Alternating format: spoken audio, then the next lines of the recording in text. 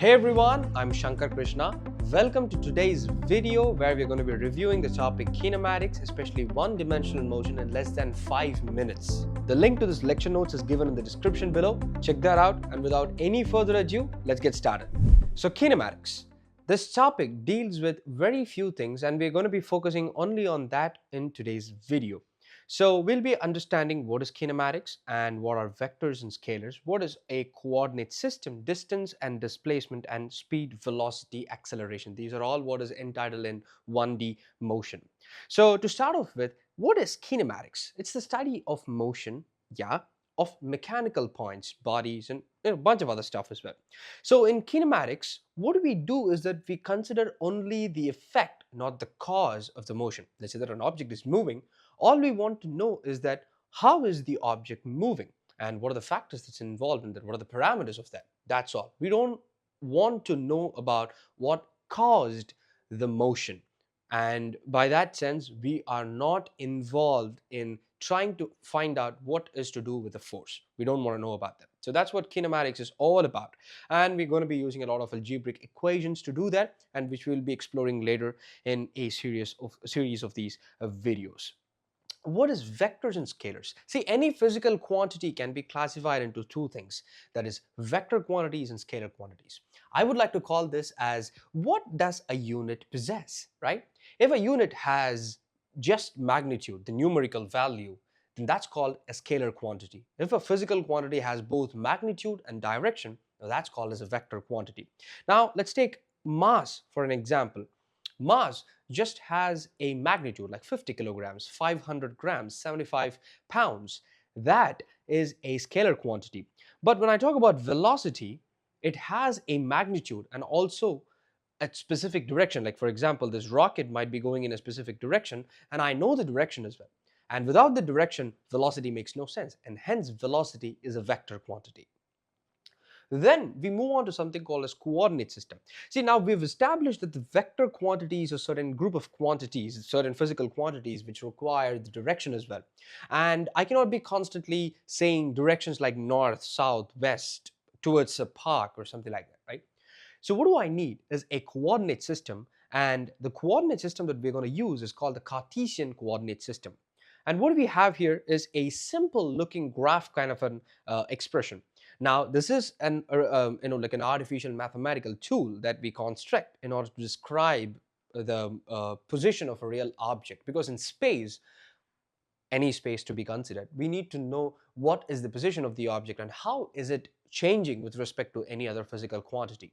So, in a coordinate system, these are the factors that we need to determine them in a one-dimensional coordinate system. That is, location of the origin, the direction in which the coordinate, which is x or y, increases, units in which we express these as x.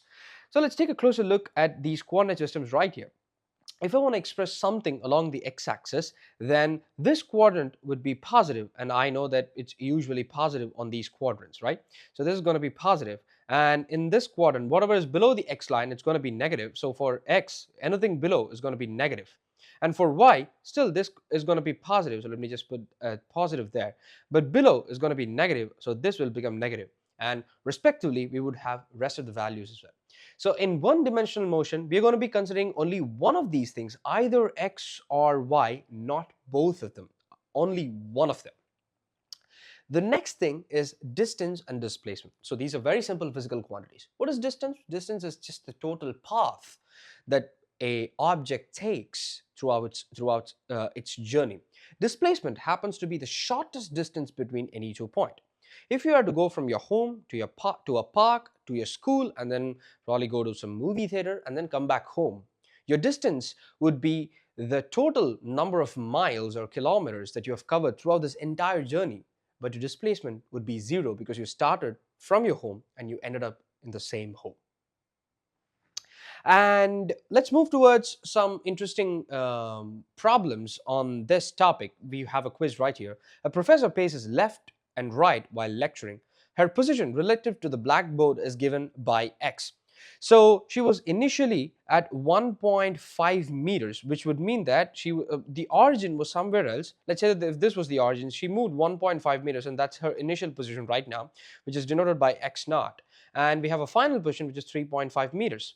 So if I want to know what was the displacement, I would just merely subtract 1.5 and 3 from 3.5, or find the difference between 3.5 and 1.5, which happens to be 2 meters. And that, my dear students, is the displacement in this regard, 2 meters. Let's try to do few more things as we move along. Let's try to learn about speed, velocity, and acceleration. What is speed? Speed is again a scalar quantity. It refers to how fast things are moving. Now, if I add directional component to that, that becomes the velocity. So which would mean that I could also say that speed is the magnitude of velocity. Think about that. Acceleration. Acceleration is defined as the rate at which velocity changes. So the rate of change of velocity is acceleration. Remind that if the velocity is not changing, then the object has no acceleration. So let's try to solve this question. A pitcher throws a baseball from the pitcher's mound to home plate in 0.46 seconds. The distance is 18.4 meters. What was the average speed of the ball? So we know that speed happens to be how fast something goes. It has two things, and a speed is represented by a letter V. So this happens to be distance over time. Now I have the distance to be 18.4 meters and the time happens to be 0.46 seconds. So remember that the distance have to be in meters and the time have to be in seconds, because these are the SI units of these physical quantities. Solving this would give you the value of V. Now if you find out what V is, comment down in the comment section below. And there you have it. In less than 5 minutes, we have reviewed everything that is to know about the topic one-dimensional motion in kinematics. If you found this helpful, make sure to like this video and subscribe to the channel, because we're going to be doing more such videos in a very short amount of time.